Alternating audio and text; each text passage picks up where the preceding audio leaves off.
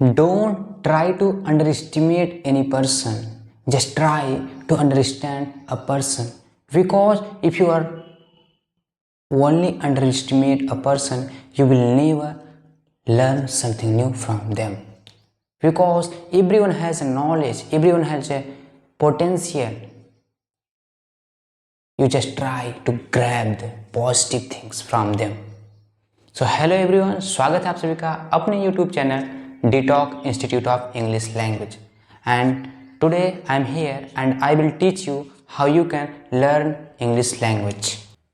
सो hello everyone, स्वागत है आप सभी का अपने YouTube channel DTalk institute of English language. So my dear, आज का हमारा टॉपिक है पार्ट्स ऑफ स्पीच। इसके पहले लेक्चर में हम कवर कर चुके हैं the basic concept of grammar. Basic concept of grammar में हमने पढ़ाया है कि लेटर्स क्या होते हैं, लेटर्स कितने प्रकार के होते हैं, एंड वॉवेल्स एंड कॉन्सोनेंट क्या होते हैं, एंड इनका जो साउंड कैसे निकलता है उसको मैंने कवर किया है। एंड साथ ही साथ मैंने बेसिक सेंटेंस को भी उसमें बताया है। सो पहले आप उस वीडियो को कंप्लीट करें, आफ्टर दैट आप इस वीडियो को पूरा देखें। एंड इन सब वीडियो को आप डे बाय डे देखते जाएंगे, आपकी जो ग्रामर पे पकड़ है बढ़ती जाएगी और जो सेंस ऑफ ह्यूमर है, जो आपको इंग्लिश के लिए सेंस है, वो और ही भी डेवलप होता जाएगा। Need your time, I just need your attention, I will give you knowledge and I build your confidence. So अपने टॉपिक पे आते हैं। सो हमारा टॉपिक है parts of speech. What is parts of speech and why we should learn parts of speech. हमें parts of speech क्यों पढ़नी चाहिए, इसकी क्या रिक्वायरमेंट है।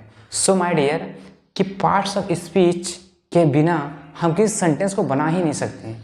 अगर हम कोई सेंटेंस बोल रहे हैं तो उसमें कोई ना कोई पार्ट्स ऑफ स्पीच आती ही आती है, क्योंकि without parts of speech we will never able to make a sentence. So हमें पार्ट्स ऑफ स्पीच आनी चाहिए। और यह लेक्चर चाहे आप स्टूडेंट हो, चाहे कॉम्पिटिटिव की तैयारी कर रहे हो, चाहे आप स्पीकिंग की तैयारी कर रहे हो, हर किसी के लिए बहुत ही हेल्पफुल होने वाला है। So just try to learn. Are you getting my point? So tell me, parts of speech एक जो टॉकिंग होती है, एक सेंटेंस के जो भाग होते हैं। For example very hard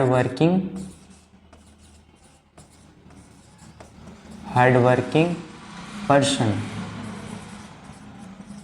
so क्या है, यह हमारे सेंटेंस है, यह एक हमारा सेंटेंस है। तो सेंटेंस में क्या है कि देखो, सेंटेंस में कुछ न कुछ वर्ड मिले हैं, एक वर्ड, दो वर्ड, तीन वर्ड, चार वर्ड, पांच वर्ड एंड 6। चूँकि हमने आपको बताया था कि एक वर्ड से मिल करके हमारा सेंटेंस बनता है। तो चूँकि यह एक सेंटेंस है, तो फिर जो सेंटेंस होता है उसी के जो पार्ट होते हैं, जो एक एक वर्ड होता है, वही पार्ट्स ऑफ स्पीच होते हैं। वह पार्ट्स ऑफ स्पीच की अपनी अपनी एक वैल्यू होती है, उसका अपना अपना एक रोल होता है। जैसे फॉर एग्जांपल इसमें क्या है, ही हमारा है प्रोनाउन, ठीक है, ही हमारा प्रोनाउन है। इस क्या है, इस हमारा है वर्ब है। ये क्या है, हमारा आर्टिकल है। इसको हम पढ़ते हैं इसी में पार्ट्स ऑफ स्पीच में अलग से, आर्टिकल है। एंड बेरी क्या है, हमारा बेरी हमारा एडवर्ब है। और हार्ड वर्किंग क्या हमारा एक एक्शन वर्ब है, ठीक है, एक्शन वर्ब जो हम काम कर रहे हैं उसको हम एक्शन वर्ब बोलते हैं। और जो पर्सन हमारा एक नाउन है, ठीक है। सो आप देख सकते हैं जो हमारा सेंटेंस बना है इसमें कंप्लीट कोई ना कोई पार्ट्स ऑफ स्पीच का यूज हुआ है, जैसे कि noun, pronoun, verb, adverb, adjective, preposition, conjunction and interjection. इन किसी में से किसी न किसी का यूज हुआ है, तब हमारा जाके सेंटेंस बना है। सो आपको सेंटेंस मेकिंग आने के लिए आपको पार्ट्स ऑफ स्पीच की सेंस होनी चाहिए, क्योंकि कभी कभी कॉम्पिटिटिव एग्जाम्स में इसको पूछे जाते हैं, इस सेंटेंस में कौन सा पार्ट्स ऑफ स्पीच है, सो उसे बताइए। जैसे कि हमारा ही हो गया, हमारा प्रोनाउन है, जैसे इज है वर्ब है, ए है आर्टिकल, वेरी एक एडवर्ब है जो कि वर्ब की विशेषता बताता है, ठीक है। एंड हार्ड वर्क हमारा एक एक्शन वर्ब है, एंड पर्सन हमारा नाउन है। सो हम आपको बेसिक तरीके से इतना बता दें कि एक सेंटेंस में पार्ट्स ऑफ स्पीच के बिना कोई सेंटेंस बन ही नहीं सकता, जिसे हमें जानना पड़ेगा, ठीक है। एक सेंटेंस मेकिंग करने के लिए हमें पार्ट्स ऑफ स्पीच की नॉलेज होनी चाहिए। सो इस लेक्चर को आगे बढ़ाते हुए मैं आपको समझाना चाहूँगा कि एक बेसिक स्ट्रक्चर क्या होता है एक सेंटेंस का। बेसिक स्ट्रक्चर क्या होता है सेंटेंस का, देखिए जैसे कि basic structure subject plus verb plus object, ये हमारा एक बेसिक स्ट्रक्चर होता है किसी भी सेंटेंस को लिखने का।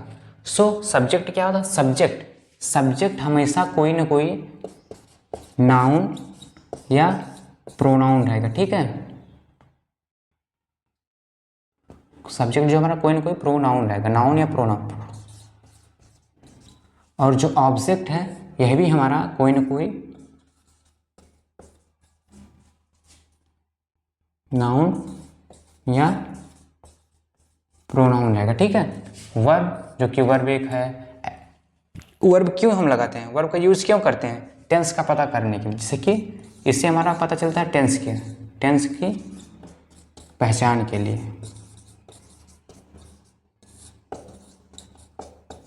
टेंस की पहचान के लिए हम वर्ब का यूज़ करते हैं। सो हमारा जो बेसिक सेंटेंस स्ट्रक्चर होता है, सब्जेक्ट होता है, वर्ब होता है, ऑब्जेक्ट होता है। जैसे कि वह एक लड़का है, वह एक लड़का है, देखो example, he is a boy, वह एक लड़का है। हमारा सेंटेंस क्या है, ही हमारा हो गया प्रोनाउन, इज हमारा हेल्पिंग वर्ब, ये हो गया आर्टिकल, बॉय हो गया ऑब्जेक्ट। वह क्या है, एक लड़का है, वह एक लड़का, ही इज़ ए बॉय। अब यह भी तो हो सकता है वह एक अच्छा लड़का है, he is a good boy. जो गुड आया देखो, अब देखो अगर मैं यहाँ पे इंसर्ट करता हूँ, अगर गुड को मैं इंसर्ट कर दूँ यहाँ पे, ही इज़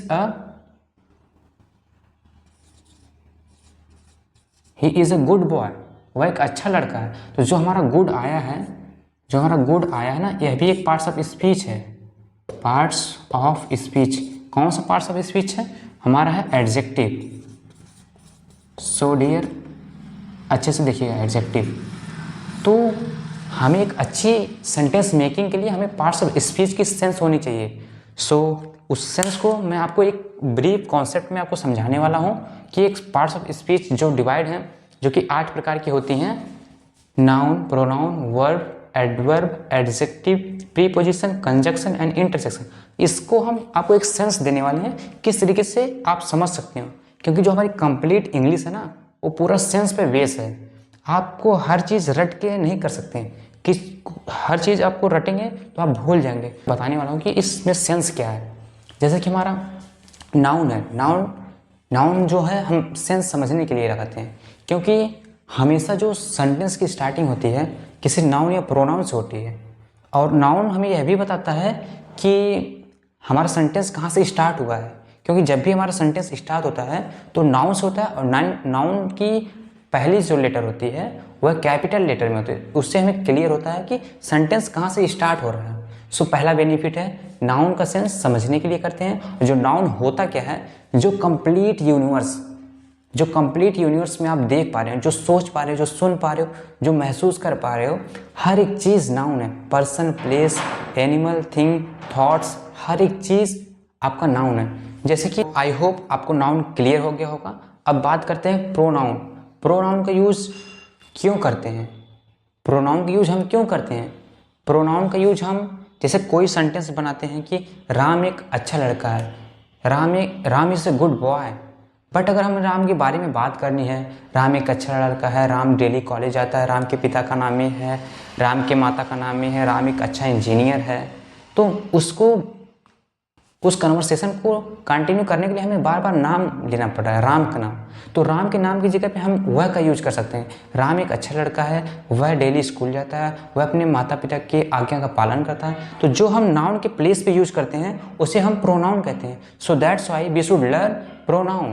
प्रोनाउन का यूज हम नाउन के लिए यूज करते हैं। एंड सेकेंड, जो प्रोनाउन का यूज होता है उससे हमें कौन सी वर्ब लगाना है। जैसे कि जो प्रोनाउन है वो सिंगुलर एंड प्लूरल होते हैं, ठीक है, 2 प्रकार के प्रोनाउन होते हैं। तो सिंगुलर में क्या है हमारा आई, वी, यू, दे, ये हमारा है प्लूरल,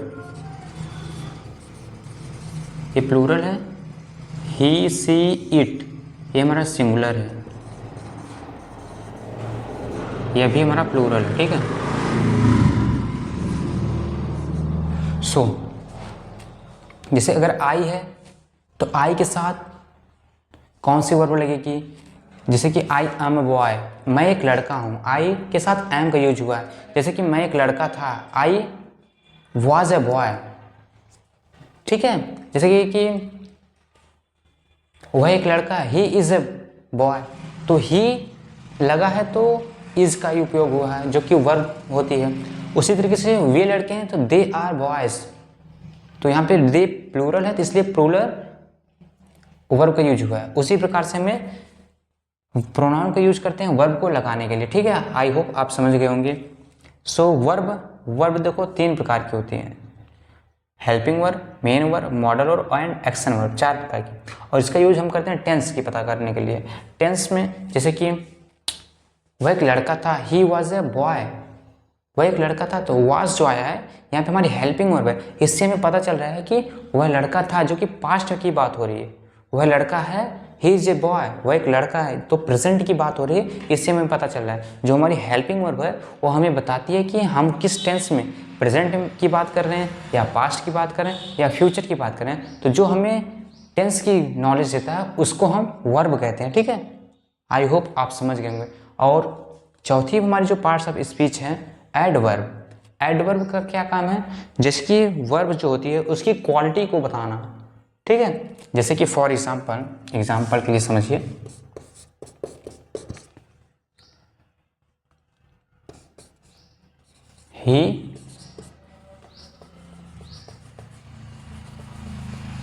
ही इज रनिंग, वह दौड़ रहा है। ये हमारा एक सिंपल सेंटेंस है, ठीक है। तो इसमें सब्जेक्ट, ये हमारा सब्जेक्ट है, मतलब कि नाउन, ये प्रोनाउन है, ये वर्ब है और ये एक्शन वर्ब है, ठीक है, मेन वर्ब। तो फिर अगर इसको हम लिखते हैं he is running very fast, जो हमारा वेरी फास्ट आया है वह कैसे दौड़ रहा है, बहुत ही तेज दौड़ रहा है। तो जो हमारा वेरी फास्ट आया है वो हमारा एडवर्ब है, जैसे कि वर्ब की खासियत को बताने के लिए हम यूज करते हैं एडवर्ब का। इसके बाद आता है adjective. What is adjective? Adjective क्या होता है कि हमारा नाउन एंड प्रोनाउन की क्वालिटी को बताता है। जैसे कि राम बहुत अच्छा लड़का है, Ram is a good boy. Ram कैसा लड़का है? एक अच्छा लड़का है। तो इसको हम कैसे भी कह सकते हैं, राम लड़का है। तो सेंटेंस पूरा है, एक सेंटेंस है, बट मैं कह रहा हूँ राम एक अच्छा लड़का है। जो अच्छा गुड है उसकी क्वालिटी को दिखाया गया। तो जो क्वालिटी को बताता है, जो नाउन या प्रोनाउन की विशेषता को बताता है, उसे हम एडजेक्टिव कहते हैं। So I hope are you getting my point. जो नाउन और प्रोनाउन की क्वालिटी को बताने के लिए यूज होता है उसे हम एडजेक्टिव कहते हैं। इस लेक्चर में मैं बस आपको एक अंडरस्टैंडिंग दे रहा हूँ कि आप कैसे समझ सकते हो पार्ट्स ऑफ स्पीच को। फिर अगले लेक्चर में मैं एक एक 1 बाय 1 लेक्चर आपको प्रोवाइड करूँगा कंप्लीट, ठीक है। अब इसके बाद प्रीपोजिशन। प्रीपोजिशन क्या होता है? प्रीपोजिशन का मतलब क्या होता है? रुकिए, प्रीपोजिशन का मतलब क्या होता है समझिएगा।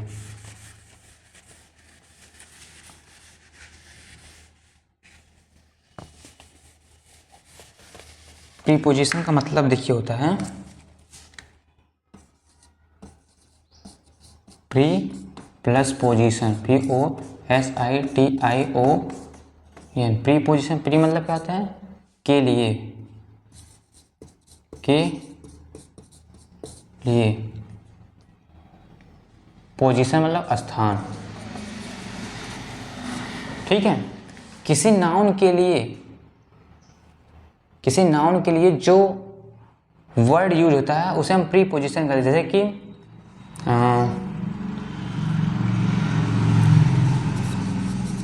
The ball is on the table. जो बॉल है वो टेबल पर है। जो द टेबल है ये हमारा एक नाउन है। जो नाउन है, नाउन के लिए यूज हुआ है तो ऑन का यूज हुआ है, इसलिए इसे हम प्रीपोजिशन कहते हैं। प्रीपोजिशन हमारा रिलेशन बताता है, ठीक है।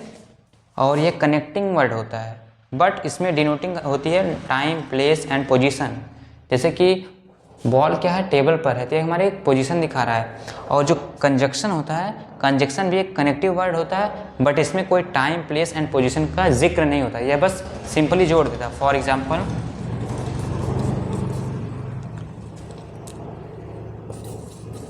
राम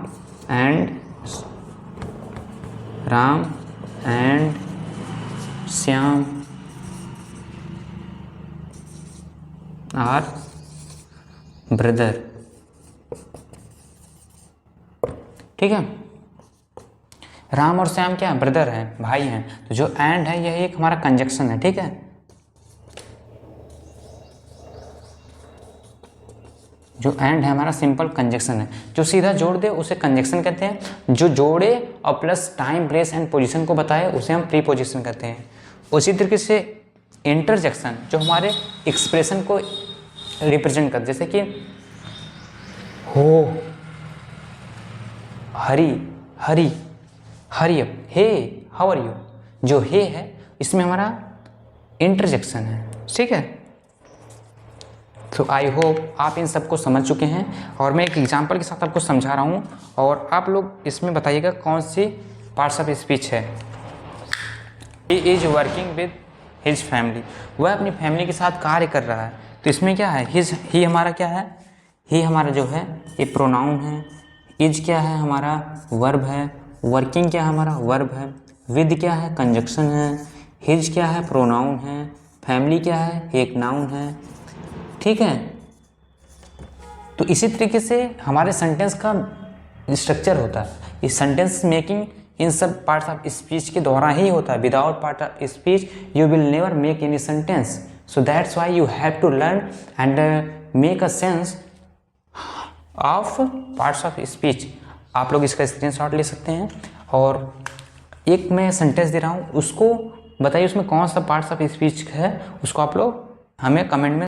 आई होप आपको समझ में आ गया होगा, और फिर अगला लेक्चर हमें स्टार्ट कर लेंगे, एक एक पार्ट्स ऑफ स्पीच को लेंगे, जैसे नाउन को लेंगे, फिर का, एडवर्ब का, एडजेक्टिव का, हर एक का एक एक लेक्चर लाएंगे, जिसमें कंप्लीट क्लैरिफिकेशन होगा। नाउन क्या है, उसके पार्ट्स क्या हैं, कितने भाग हैं, हर एक चीज़ को एकदम बेसिक समझाया जाएगा।